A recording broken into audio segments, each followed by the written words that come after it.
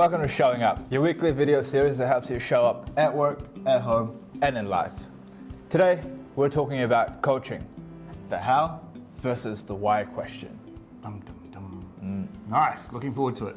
Hey everyone, I'm Michael Philpott. I'm an expert in the art of public speaking, presenting and pitching.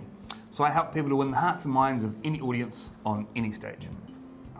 Absolutely.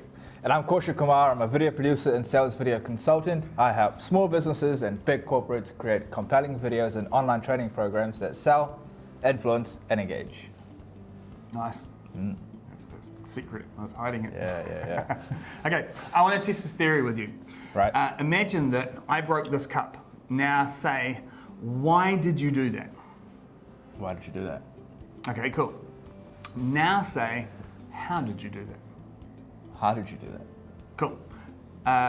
Did you, or not, did you notice a difference between your facial expressions when you said both of those things?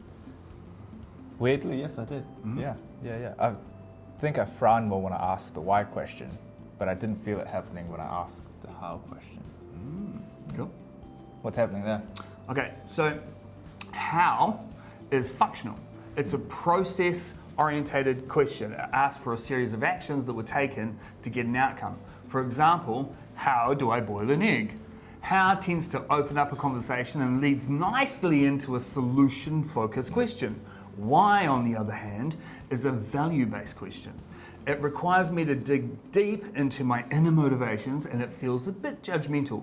For example, why do I boil an egg?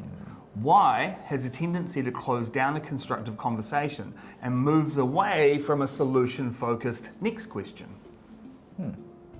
Yeah, I got all of that. Nice. Can you give me another example? Yeah, sure. Okay, so let's imagine that you break this cup. Okay. I can ask you, why did you break this cup? Your response might be, I don't know. exactly, right? So that's not very helpful for anyone because, well, it's confusing and distracting from the point of a positive resolve. So let's imagine that you're breaking this cup a lot. Imagine that you break this cup. This time I ask, how did you break this cup? Your answer might be, Well, I wasn't watching.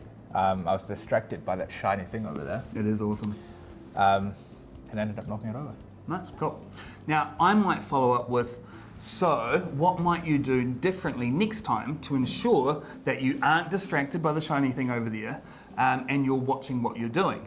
And because you have already identified the steps you took to get the initial outcome, you can easily identify the solution. Have a go. Right, well, first of all, I'd move that shiny thing out of the way, and then I'll make sure I'm focusing and not knocking over the cup. Fantastic. That's simple, right? And there is the result. So well done. So my job as a coach would be to help you find the answers to questions with the least resistance possible, like unneeded emotional sidetracks that lead nowhere. Indeed. That's very cool. There's such a big difference in the outcome by replacing just a single word. Yeah. So how do you know all of this stuff? Well, it's a small drop in the ocean, but I trained in NLP and accelerated adult brain-based learning. So I combined what I learnt in both these areas to redevelop the content for a high-performance coaching workshop that I then delivered to New Zealand Police, New Zealand Fire Service, KPMG, and other organisations over 5 years. So I coached the coaches on how to effectively coach others. Coachception. I'm keen to know more. Great. So what I'll do is I'll come up with some more examples for another video. And to wrap it up, speaking of videos, if you want great videos made that engage, get in touch with Kaushik. And if you want speaker coaching, get in touch with Michael.